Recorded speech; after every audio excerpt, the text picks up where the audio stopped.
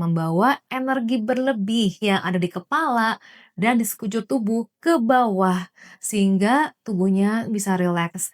Karena kita tahu ya, belakangan ini manusia itu kepalanya panas, kakinya dingin ya kan, karena energinya tuh numpuk di kepala.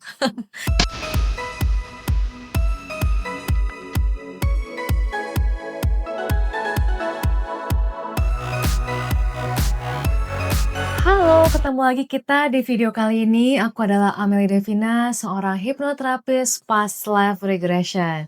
Banyak orang yang belakangan ini sering cerita sama aku bahwa mereka punya kesulitan tidur. Mungkin kamu adalah salah satunya. Nah, jadi untuk orang-orang ini, mereka sering cerita sama aku bahwa aku tuh udah capek banget Mal sebenarnya, udah seharian kerja, seharian lelah, capek, tapi kenapa ya, aku tetap aja sulit tidur di malam hari.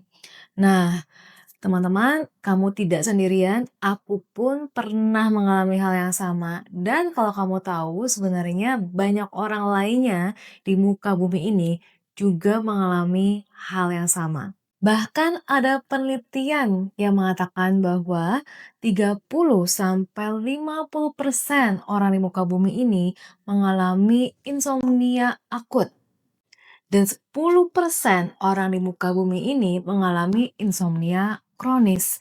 Ini tuh angka yang sangat besar ya sebenarnya, bukan main-main. Oleh karena itu, aku mau bilang bahwa kamu tidak sendirian sebenarnya. Banyak di antara kita yang mengalami hal yang sama. Nah, jadi ketika kamu udah capek seharian dan kamu nggak bisa tidur, apa yang bisa kamu lakukan? Hari ini aku mau berbagi 3 tipsnya.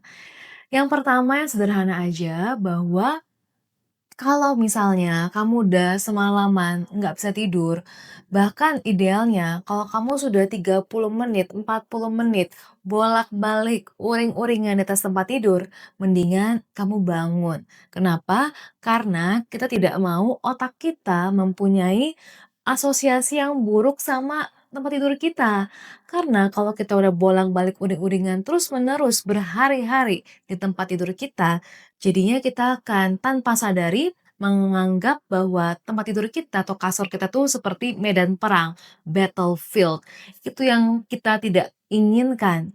Sehingga ada baiknya kalau misalnya kita udah kelelahan dan kita bolak-balik gak bisa tidur, mendingan kamu bangun aja. Terus bangun ngapain Mel? Bangun kemudian kamu bisa melakukan hal yang membuat kamu rileks. Apa yang hal yang membuat kamu rileks? Kamu bisa minum teh misalnya, kamu bisa mendengarkan musik yang bikin rileks, kamu bisa journaling, menuliskan hal yang ada di pikiran kamu, ini juga membantu kamu rileks. Kamu bisa jalan-jalan bolak-balik di, hallway kamu atau mungkin di ruang tamu.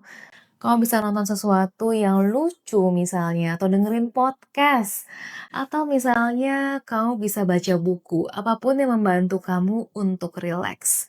Jadi kalau ini bisa dilakukan, lama-kelamaan kamu akan bisa mempunyai positive association dengan tidur dan dengan tempat tidur kamu. Itu tips yang pertama. Yang kedua yang aku mau bagikan di sini adalah kalau misalnya kamu sulit tidur walaupun badan kamu udah capek, besar kemungkinan tuh karena badan kamu yang tegang. Nah, kalau memang badannya tegang, artinya badannya perlu dibuat rileks. Gimana Mel caranya buat badan rileks? Coba sekarang ini sama kita praktekin. Coba kita sama-sama bawa kesadaran ke tubuh fisik kita dan rasakan, mana aja sih di tubuh fisik kita tuh yang tegang? Apakah mungkin di dahi kita? Apakah mungkin di pundak atau di leher? Kalau aku nih ya, seringkali aku menemukan, aku tuh kalau tegang, tegangnya akan ada di bahu, di rahang. Bahu contohnya akan cenderung lebih naik. Kayak cenderung akan naik dan mungkin akan melingkar seperti ini. Karena ya itulah yang kita lakukan kalau kita tegang ya, bahunya naik dan lehernya juga ikut tegang. Jadi kalau kita mendapati kita baring atau berdiri dengan bahu yang naik, coba kita kendurkan untuk biarkan bahunya bisa rileks kembali. Lehernya bisa rileks kembali. Kalau perlu kita bisa stretching sebenarnya. Stretching itu cara yang mudah tapi ampuh ya untuk membuat rileks. Kita bisa stretching kepala kita, leher kita bisa putar-putar. Kemudian rahang. Rahang juga sering sekali aku mendapati diriku tuh tegang, rahangnya ikut tegang. Jadi coba rasakan di rahang, apakah kita tuh mengunci rahang kita atau membuat rahang kita jadi kaku.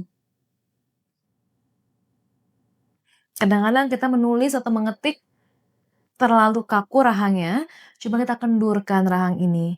Kalau bisa kita senyum, rileks, biarkan rahangnya juga ikut mengendur dan lumer. Kemudian bisa jadi ada orang-orang yang tegangnya tuh di bagian perut misalnya. Jadi perutnya tuh seringkali kan kalau kita tegang perutnya mules ya. Jadi kadang-kadang perutnya juga terkunci di situ dan membuat kita semakin tegang lagi. Jadi coba ajak bicara perutnya supaya rileks, supaya tangannya juga kalau mengepal, ini ya, kalau aku mendapati diriku mengepal waktu lagi mau baring, aku juga biarkan tanganku rileks. Oke. Kemudian apalagi Mel yang bisa dilakukan? Kita bisa bayangkan apapun yang masih membuat kita tegang di tubuh kita atau di pikiran kita alirkan dari atas kepala terus sampai ke bawah. Keluarkan lewat kedua jari-jari kaki kita, telapak kaki kita. Jadi ini juga satu tips grounding ya, bagaimana kita membawa energi berlebih yang ada di kepala dan di sekujur tubuh ke bawah, sehingga tubuhnya bisa rileks. Karena kita tahu ya, belakangan ini manusia itu kepalanya panas, kakinya dingin ya kan, karena energinya tuh numpuk di kepala. Nah, jadi yang kita bisa lakukan adalah bawa nih energinya dari atas kepala ke bawah. Sebenarnya olahraga juga adalah tips yang bagus ya untuk kita bisa mencairkan, melumerkan energi berlebih di kepala ini. Tapi kalau sebelum tidur, kita coba ajak aja tubuhnya untuk rileks, grounding seperti tadi. Yang ketiga yang aku mau share juga di sini adalah ketika kita sulit tidur dan kita banyak pikiran, karena biasanya badan kita tegang itu juga karena ada yang dipikir ya.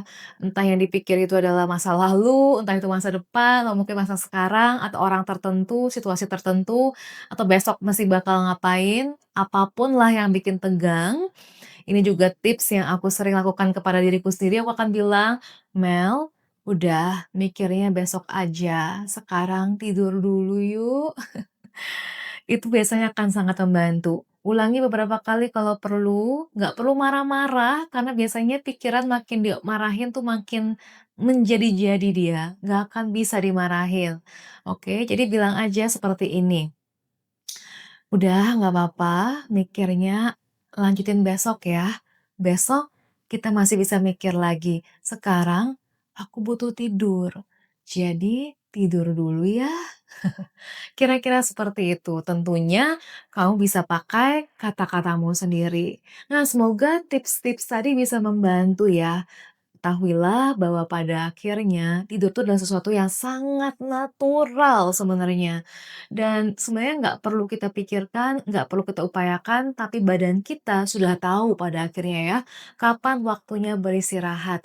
Kita coba ajak badan kita untuk sadari bahwa it's okay to rest. Dan pikiran kita untuk menyadari bahwa nggak apa-apa sebenarnya kita beristirahat. Karena nggak ada yang membahayakan di sini. Kalau semuanya aman, kita bisa tidur sekarang. Karena besar kemungkinan kita nggak mau tidur karena kita tegang. Kenapa kita tegang? Karena kita merasa tidak aman. Jadi pastikan hatimu aman dan damai. Kalau kamu perlu, kamu juga bisa nonton ada YouTube aku video, yaitu audio track ya ini ya, berupa yoga nidra, sleep meditation, guided sleep meditation yang powerful banget dan bisa kamu coba nih supaya tidur kamu bisa lebih nyenyak. Nah, semoga dengan mendengar semua ulasan ini, kamu jadi pede dan kamu bisa tidur yang nyenyak dan lelap malam hari nanti. Kasih tahu aku gimana hasil praktek kamu di kolom komentar. Kalau kamu merasa video ini bermanfaat, bagikan juga ya kepada teman-teman kamu yang susah tidur atau mungkin suka tidur tapi udah gitu nanti dia bangun susah tidur lagi. Siapapun lah mereka yang punya gangguan tidur. Semoga bisa membantu. Ingat untuk juga like, komen, dan subscribe, oke? Sampai ketemu di video selanjutnya. Bye-bye.